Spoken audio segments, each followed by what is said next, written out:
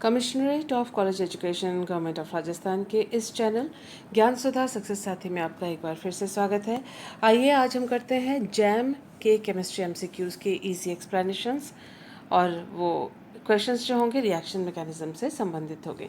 इससे पहले कि हम पहले क्वेश्चन को देखें, हमारी स्क्रीन पे हम जान लेते हैं कुछ इन्फॉर्मेशन जो उस क्वेश्चन को करने में हमारी मददगार होंगे। देखिए यहाँ पर एक अल्कोहल है और आप देख सकते हैं कि ये जो OH ग्रुप है अबव द प्लेन दिखाया हुआ है, यानी जो जिस प्लेटफॉर्म जिस प्लेन पे जिस तल पे आप इस OH ग्रुप को या इस मॉलिक्यूल को इस वीडियो को देख रहे हैं उस तल से उभर कर आपकी ओर ये OH ग्रुप आपकी ओर आ रहा है। और बाकी ये जो मॉलिक्यूल है, क्योंकि ये प्लेन लाइन से है, ये इसी तल पर है जिस तल पर आप इस वीडियो को देख रहे हैं। हम देख सकते हैं कि थायनिल क्लोराइड का इस्तेमाल किया गया है यहाँ पर और SOCl2 जो है ये इस OH ग्रुप को एक गुड लीविंग ग्रुप, अच्छा निष्कासित होने वाला समूह में परिवर्तित कर रहा है। ऑक्सीजन और सल्फर के बीच में बॉन्ड बन रहा है, आप देख सकते हैं इस तरह से। और उसके बाद जो है इलेक्ट्रॉन्स का मूवमेंट देखिए, यहाँ अटैक हुआ, O- बना, ऑक्सीजन के ऊपर माइनस चार्ज आया और ऑक्सीजन इस ऑक्सीजन के ऊपर आया है प्लस चार्ज जो अल्कोहलिक ऑक्सीजन था।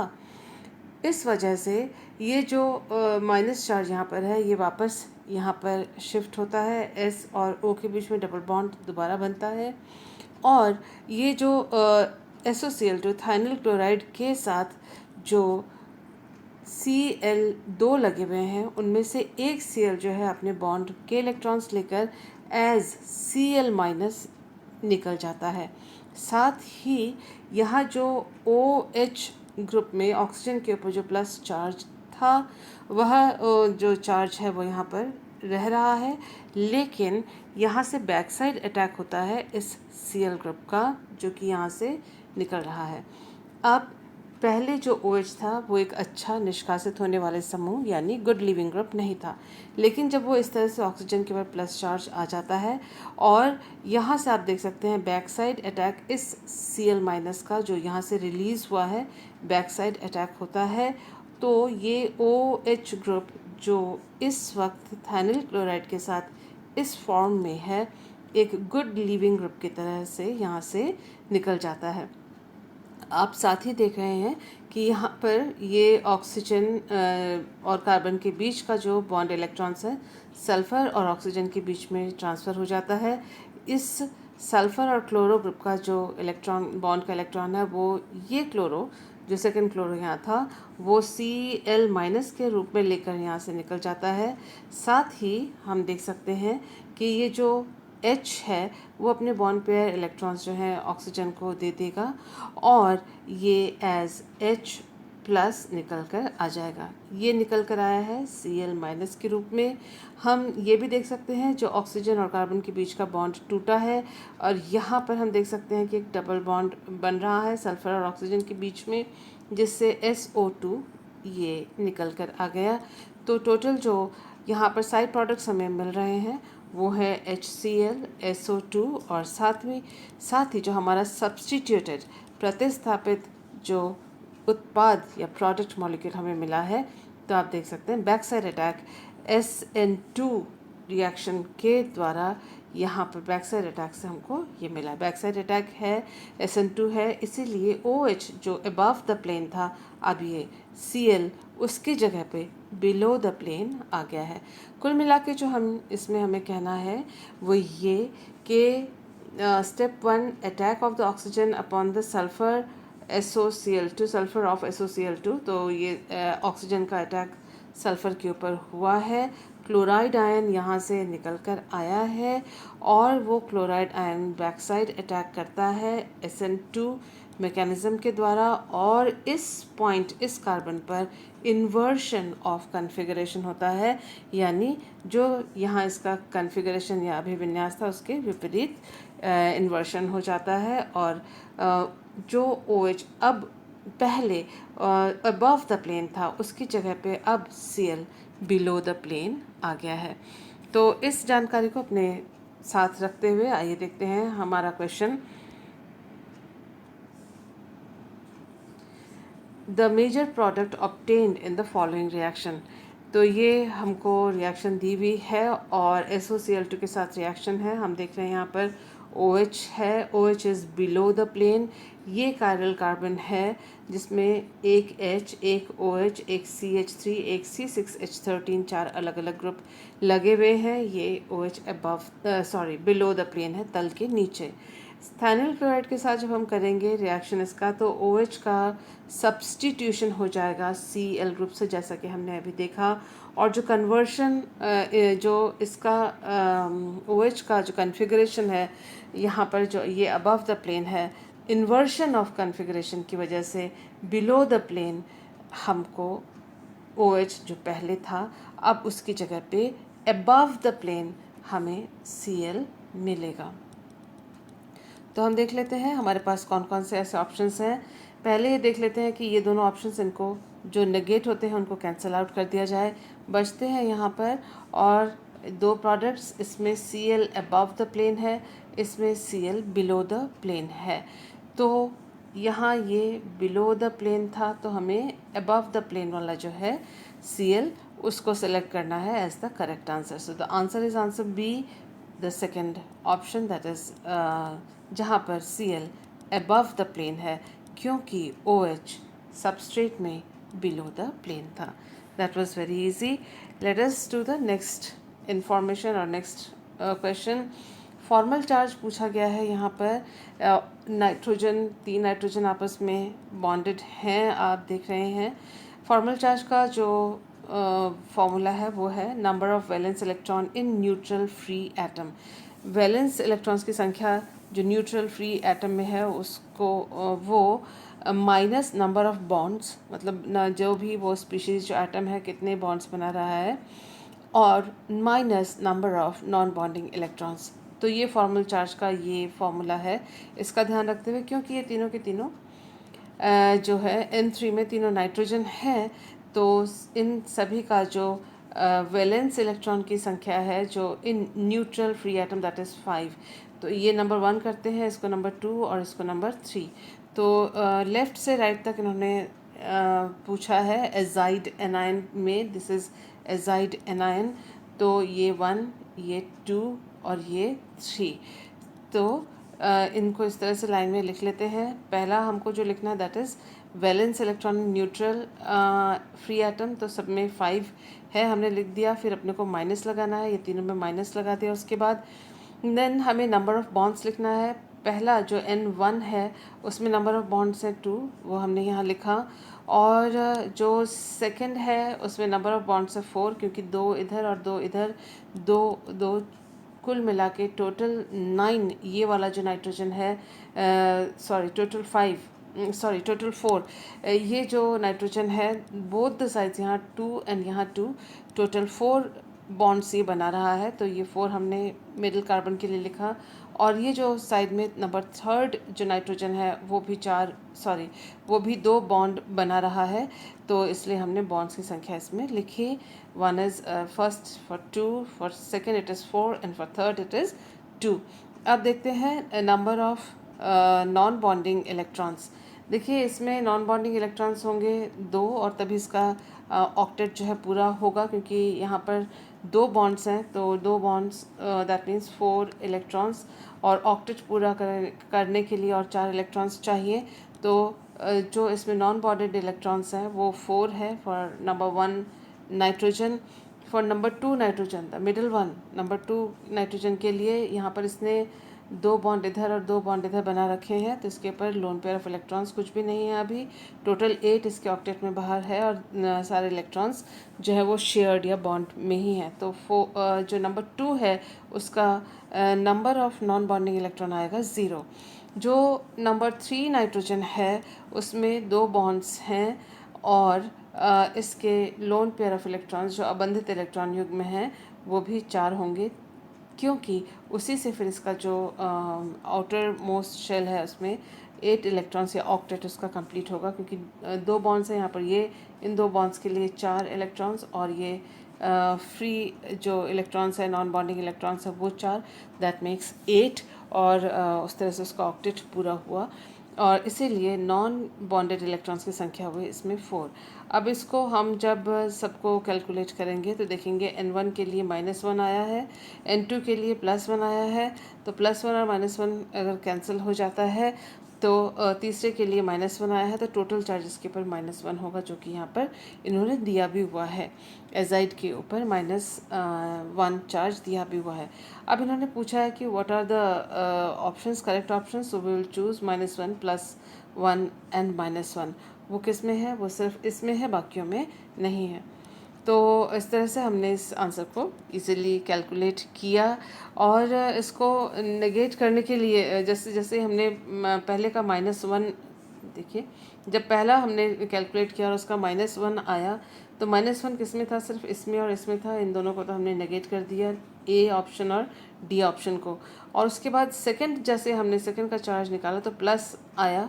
तो देखिए इसमें सेकंड का चार्ज इन्होंने -1 दिया हुआ है और सेकंड का चार्ज इन्होंने +1 दिया हुआ है। जैसे ही सेकंड का फॉर्मल चार्ज +1 आता है तो ये वाला ऑप्शन भी नेगेट हो जाता है।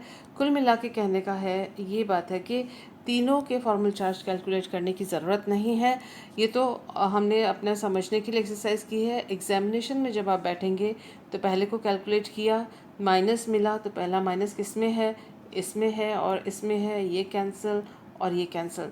दूसरे का हमने कैलकुलेट किया, +1 है तो इसमें -1 दिया हुआ है इस ऑप्शन में, तो ये कैंसिल, ये आंसर हो गया। तो इतना ही अपने को करना था।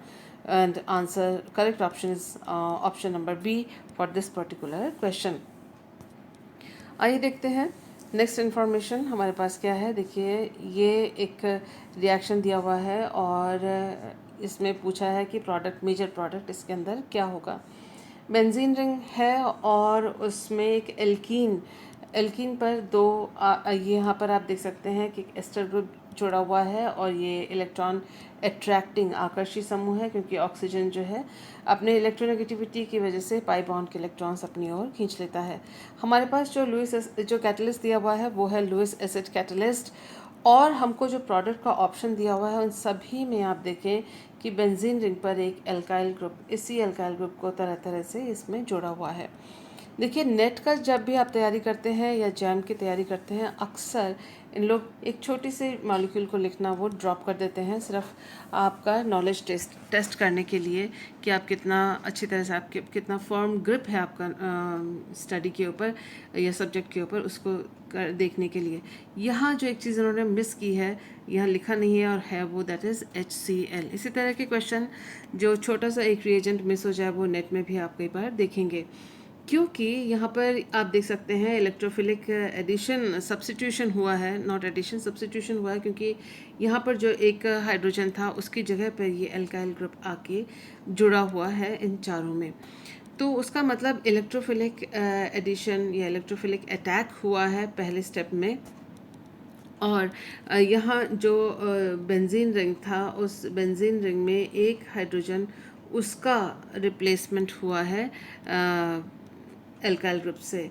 तो उसका मतलब जो पहली बार यहाँ पर एक R+ आयन आके जुड़ा हुआ होगा, जिसकी वजह से यहाँ एक हाइड्रोजन, वो भी यहाँ पर sp3 में कन्वर्ट हो जाएंगे और जिसकी वजह से ये जो कार्बन है उसके ऊपर प्लस चार्ज आएगा, क्योंकि एक इलेक्ट्रोफाइल R+ का इसमें अटैक हुआ है, इलेक्ट्रोफिलिक अटैक। पहले एडिशन और उसके बाद एलिमिनेशन, ये इस बॉन्ड के इलेक्ट्रॉन्स हट जाएंगे और ये जो H है वो H+ चला जाएगा, जिसकी वजह से ये जो प्लस चार्ज है वो हट जाएगा और हम पाएंगे बेंजीन रिंग दोबारा, जिसमें हाइड्रोजन ये हटा हुआ होगा और एल्काइल ग्रुप लगा हुआ होगा। तो ये जो इलेक्ट्रोफिलिक जो ग्रुप है वो कैसे प्राप्त होगा? वो with the help of HCl प्राप्त होगा। और ये जो हाइड्रोजन आयन है वह इस कार्बन पे भी जुड़ सकता है, इस पे भी जुड़ सकता है।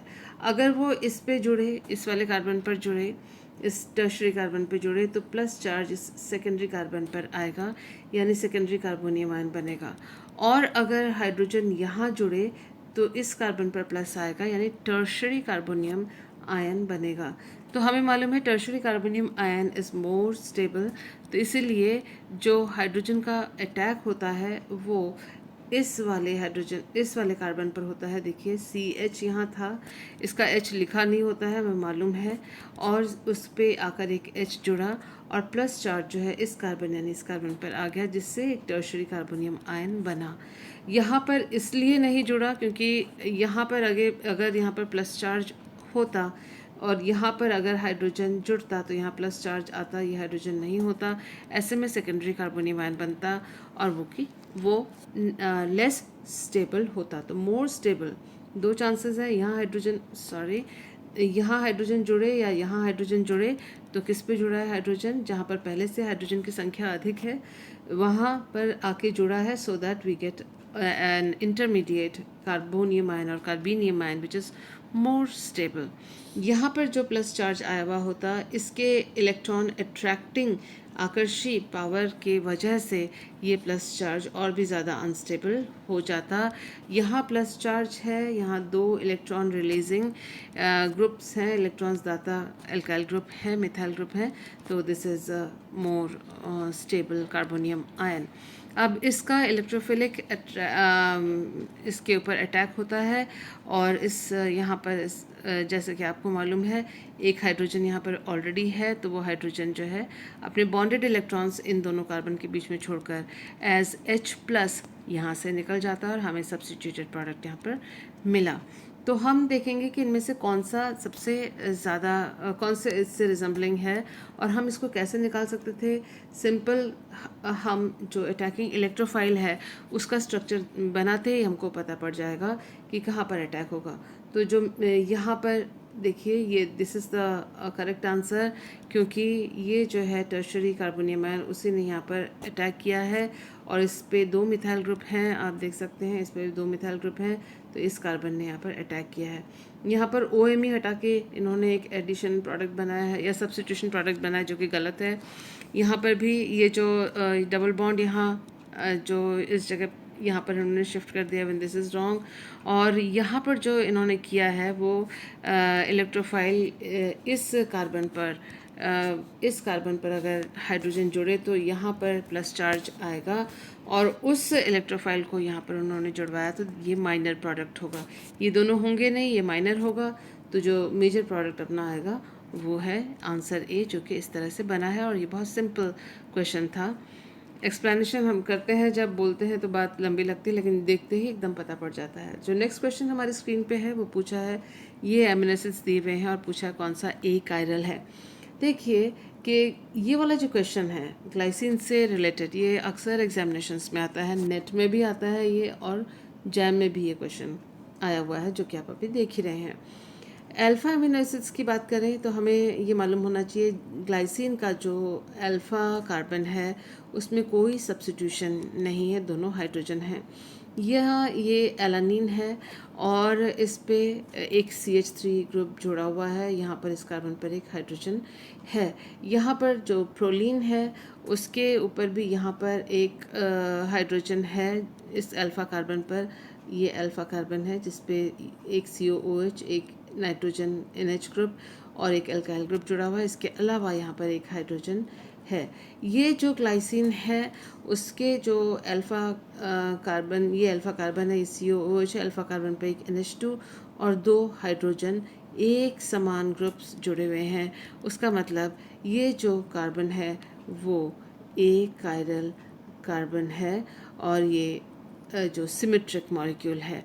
फिनाइल एलानिन का ये स्ट्रक्चर है। ये सब जो स्ट्रक्चर्स यहाँ पर दिए हुए हैं वो आपकी जानकारी के लिए हैं, क्योंकि इन्हीं अमीनो एसिड्स के बारे में कई बार घुमा फिरा के पूछा जाता है। So this is the alpha carbon, यहाँ पर अल्फ़ा कार्बन है। ये अल्फ़ा कार्बन उस जो COOH से डायरेक्टली जुड़ा हुआ है। इसी अल्फ़ा कार्बन पर एक NH2 ग्रुप है, इसी अल्फ़ा कार्बन पर ये बेंजाइल ग्रुप लगा हुआ है और इसी अल्फ़ा कार्बन पर एक हाइड्रोजन भी है। तो चारों ग्रुप एक दूसरे से अलग हैं, तो ये भी एसिमेट्रिक कार्बन है। This is asymmetric carbon and this is asymmetric carbon. बचा ये इसमें, क्योंकि ये दोनों हाइड्रोजन एक जैसे हैं, कोई और एल्काइल ग्रुप या फिनाइल ग्रुप इसके अंदर नहीं जुड़ा हुआ, सो A कायरल होगा ग्लाइसिन।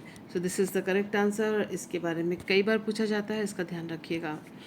आइए करते हैं हम next question. Among the following major product obtained in the reaction below is तो ये जो इनमें से जो प्रोडक्ट यहाँ पर दिए हुए हैं इस रिएक्शन के लिए मेजर प्रोडक्ट कौन सा होगा। तो इन्होंने जो ये दिया हुआ है इनके बनने के सबके चांसेस थोड़े थोड़े से हैं, लेकिन एक चीज़ आप नोटिस कर रहे होंगे कि इनमें से किसी पर भी NH2 ग्रुप अल्फा पोजीशन पे जुड़ा हुआ नहीं है। ये पिरिडीन है और पिरिडीन के अल्फा पोजीशन पर CH3 यानी एक एल्काइल ग्रुप है। और जैसे ही पिरिडीन का हम NaNH2 सोडामाइड के साथ रिएक्शन देखते हैं तो हमारे दिमाग में आता है शिशुबैबन रिएक्शन कि पिरिडीन तो शिशुबैबन रिएक्शन सोडामाइड के साथ दे देगा और यहाँ पर NH2 ग्रुप आ जाएगा। लेकिन जैसे ही एक एल्काइल ग्रुप यहाँ पर अल्फा पोजीशन पे होता है तो ये जो एल्काइल ग्रुप के जो हाइड्रोजन हैं, जैसे स्पेशली मिथाइल के जो हाइड्रोजन हैं वो एसिडिक हाइड्रोजन हो जाते हैं और H+ के रूप में आसानी से निष्कासित हो जाते हैं। हमें ये मालूम है कि जो पिरिडीन का जो नाइट्रोजन का लोन पेयर ऑफ इलेक्ट्रॉन है वो sp2 ऑर्बिटल पर है और वह p ऑर्बिटल के पैरेलल नहीं है। जो वलय के p ऑर्बिटल हैं जिनमें पाई बंद बने हुए हैं वो अगर इस तरह से हैं एक दूसरे के समानांतर, तो नाइट्रोजन का जो sp2 है वो इस तरह से है उनके 90 डिग्री एंगल पर 90 डिग्री पर। तो उसका मतलब है कि नाइट्रोजन का जो लोन पेयर है बाकी जो p ऑर्बिटल्स हैं उनके साथ पैरेलल नहीं है, एक तल पर नहीं है, इसलिए रेजोनेंस में वो इन्वॉल्व नाइट्रोजन के लोन पेयर नहीं होते। एक तो ये बात, दूसरी बात ये एसिडिक हो जाएगा। एसिडिक होते ही H+ अगर निकल के आता है कार्बन के ऊपर हो जाता है माइनस चार्ज। उस माइनस चार्ज को, क्योंकि नाइट्रोजन ज़्यादा इलेक्ट्रोनेगेटिव है कार्बन से की तुलना से, तो कार्बन का जो इस कार्बन पर जो नेगेटिव चार्ज है उसको ये रिंग पिरिडीन के रिंग का कॉन्जुगेटेड डबल बॉन्ड सिस्टम यानी द्विबंध जो संयुग्मित द्विबंध का सिस्टम है वो, प्लस क्योंकि नाइट्रोजन इज मोर इलेक्ट्रोनेगेटिव तो दोनों ही चीज़ें रेजोनेंस के द्वारा भी और इसके इलेक्ट्रोनेगेटिविटी के द्वारा भी जो कार्बन के ऊपर माइनस चार्ज आएगा, यदि H+ इसमें से निकल के चला जाता है तो जो कार्बन पे माइनस चार्ज आएगा वो आराम से डीलोकलाइज और स्टेबलाइज हो जाएगा। तो उसका मतलब ये है कि जैसे सोडामाइड सामने लाया गया विच इज़ अ बेस, तो वह इस जो अल्काइल ग्रुप है जो अल्फा पोजीशन पे है उसका हाइड्रोजन वो एब्स्ट्रैक्ट कर लेगा और CH2 माइनस चार्ज इस अल्फा पोजीशन पे आ जाएगा और ये एक्ट करेगा एज अ न्यूक्लियोफाइल जो कि आसानी से बनता है। शिशुबैबन रिएक्शन यहाँ पर नहीं होगा। तो जैसे दूसरा जो स्टेप है वो दिखाया गया CH3Br के साथ। यहाँ है एक बड़ा सा न्यूक्लियोफाइल और ये बैक साइड अटैक करेगा और यहाँ से हम देख सकते हैं कि ये जो CH2 है और ये CH3 इन दोनों के बीच में, इन दोनों कार्बन के बीच में बॉन्ड बनेगा और चेन लेंथनिंग होगी और Br- यहाँ से निकल जाएगा।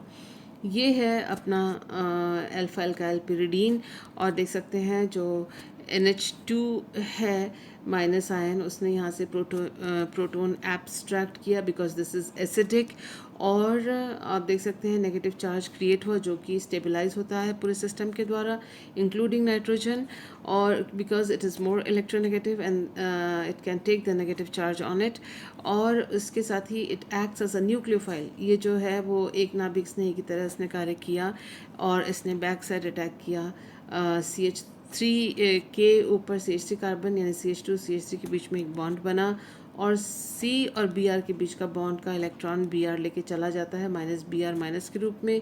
इन दोनों के बीच में बॉन्ड बनता है और ये चेन लेंथनिंग होती है अल्फा पोजीशन पे। सो ये आंसर कहाँ पर है? ये अल्फा पोजीशन पे जो आंसर चेन लेंथनिंग हुई है वो ऑप्शन बी में है। So option B is the right answer for this particular question. आइए देखते हैं नेक्स्ट क्वेश्चन और बहुत इजी है। इन्होंने पूछा है which of the following are aromatic, तो इनमें से कौन सा एरोमेटिक है ये ढूंढना है। उससे पहले हमें मालूम है कि हकल्स रूल का एरोमेटिक कंपाउंड जो है वो फॉलो करते हैं हकल्स रूल, और जो रिंग होनी चाहिए क्लोज रिंग स्ट्रक्चर उसमें खासियत होनी चाहिए कि वो प्लानर हो, रेजोनेंस उसके अंदर हो, संयुग्मित द्विबंध या कॉन्जुगेटेड डबल बॉन्ड के सिस्टम उसके अंदर हो। तो हमें क्या देखना है? हमें देखना है कि हकल्स रूल के अनुसार यानी 4n+2 पाई इलेक्ट्रॉन किन किन में है और उसका मतलब अगर इसको सिंप्लीफाई करते हैं n का मान 0 1 2 3 इत्यादि रखते हैं तो we will get 2 electrons. 6 electron, 10 electron, 14 and 18 electron वाले सिस्टम अगर वो प्लानर हो, उनमें रेजोनेंस हो सकता हो, कॉन्जुगेशन है, तो वो एरोमेटिक होंगे। आइए हम इन अपने ऑप्शंस को देख लेते हैं। इसमें हमें मालूम है हर पाई बॉन्ड जो होता है, एक एक पाई बॉन्ड के कितने इलेक्ट्रॉन्स होते हैं, 2 पाई इलेक्ट्रॉन्स होते हैं। 1 pi bond is equal to 2 pi electrons होते हैं। तो हम देख लेते हैं कि इसमें स्पीशीज़ में 1 2 3 पाई बॉन्ड यानी 6 पाई इलेक्ट्रॉन्स हैं। लेकिन ये जो सिस्टम है इसमें आप देखो कि यहाँ पर sp3 हाइब्रिडाइज्ड कार्बन है और वो प्लानर नहीं होता, ये sp3 है। तो ये वाला स्ट्रक्चर जो है नॉन प्लानर है, और क्योंकि यह 6 पाई इलेक्ट्रॉन इसके ऊपर है तो ये होगा नॉन एरोमेटिक। तो दिस इज़ नॉन एरोमेटिक क्योंकि इसके ऊपर 6 पाई इलेक्ट्रॉन्स हैं, लेकिन ये नॉन प्लानर है। तो हमने पहले वाला जो मॉलिक्यूल लिखा है उसके लिए लिखते हैं हम नॉन एरोमेटिक। सेकेंड वाले को देखते हैं 1 2 3 4 5 6, इसके अंदर 6 पाई इलेक्ट्रॉन्स हैं। ये भी sp2 कार्बन है और आप देख सकते हैं इसके ऊपर प्लस चार्ज है। तो उसका मतलब पूरा डिलोकलाइजेशन इलेक्ट्रॉन्स का इस प्लस चार्ज का इस पूरे रिंग में होगा।